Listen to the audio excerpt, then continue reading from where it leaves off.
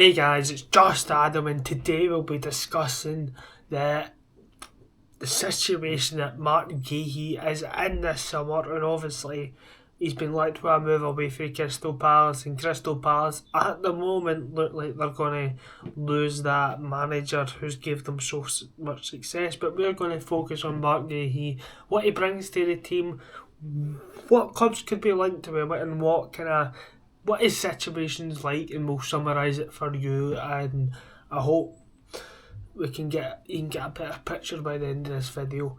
But if that said, I hope you enjoyed the video. If you do, remember to leave a like, but post notifications and subscribe to the channel because I really appreciate it. And I'm going for 150 before the end of the year. That might happen after this video, we don't know. It might happen before it.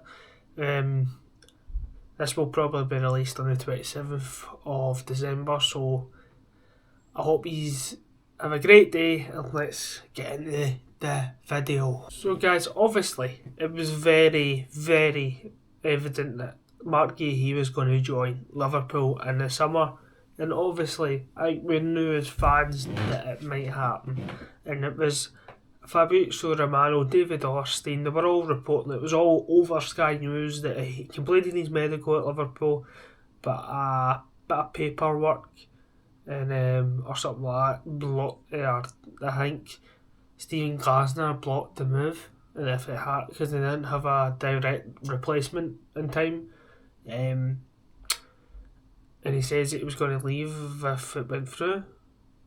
Which is fair enough because the situation that they were in was unacceptable, not having a replacement time, and they were looking for centre backs. You could tell with the players they were linked to, but Glasner himself obviously rejected the move, and that's his own wishes obviously, and I think it was the best decision. Crystal Palace are obviously maintaining that strong season they had last season. They've obviously continued to show performances in the Premier League. It's quite balanced in the Premier League. Obviously, they got to the quarter final of the Carabao Cup, the League Cup, and the Conference League they're doing decently well at. And it looks like they'll be progressing in that. But obviously, Crystal Palace, because they're a talk in the town, they're going to have players linked away like Adam Wharton, probably one of the best defensive midfielders in the Premier League right now, who's English. English is a big factor here because we get a lot of English talent, but it sometimes falls away when they have to move abroad. So you have English talent, the English people want English talent in the Premier League, and I think that's only right. Obviously the contract situation is he's up in the summer, but as I said, he was linked with Liverpool, but there's many other clubs that he could go to, but he's been linked with heavily. And whether he leaves in January is very unexpected, but it could happen because Glasner has become unhappy with the hierarchy, quietly unhappy with at the hierarchy at Crystal Palace. They're just they've been very good in transfers, may I add, but they're not getting enough in. Like Eze left, they've been doing alright without Eze, but you just see it against Arsenal. They don't have the best.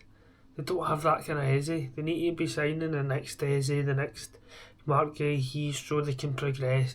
Because that's how champions and that's how big teams continue to be successful, because they replace, obviously, like Liverpool, they've tried to replace and it's starting to click now, but with Crystal Palace, it's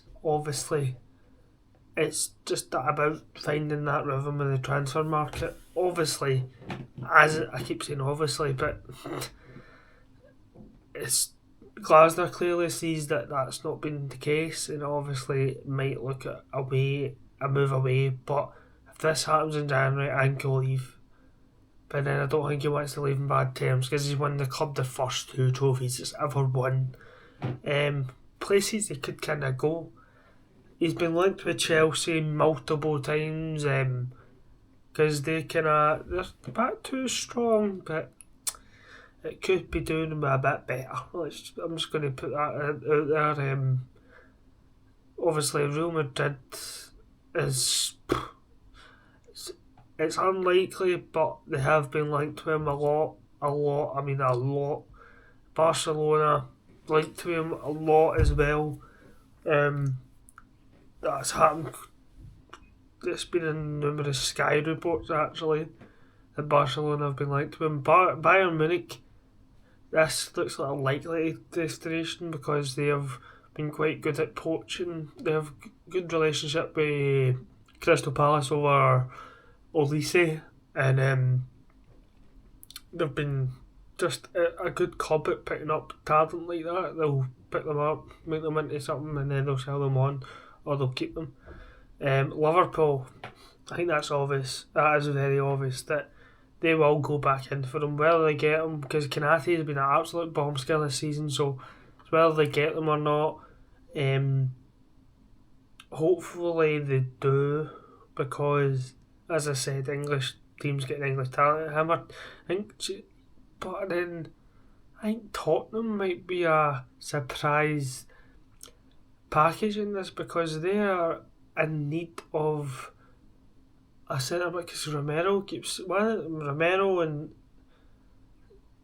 Van de Ven are not very... They're not consistent in their matches, so it might be good to have a backup that can turn into a... Because I think Romero's a great centre back, but I think Guehi is much better than him, and he could possibly bolster that defence. But, you know, as I said, injuries are a big thing in the Tottenham team, so I think he would become a starter quite quick if he can stay fit. Chelsea would automatically slip in, I think. Liverpool, I think it would take time because Konate's been a stronghold of that team, but I think it would be good for the future of that Liverpool team under Arne Slot, obviously picking up results, as I said. But I don't think he'll go in January, that's the thing. But all the clubs I've listed, I think he would go in the summer. I think the most likely, as I said, is Liverpool. But I think it'll be a Premier League move, and then it'll be a broad move if he decides to do so. And I think that's the summary in this video. I don't think he'll leave in January. I think people know that, but I thought I would reiterate it.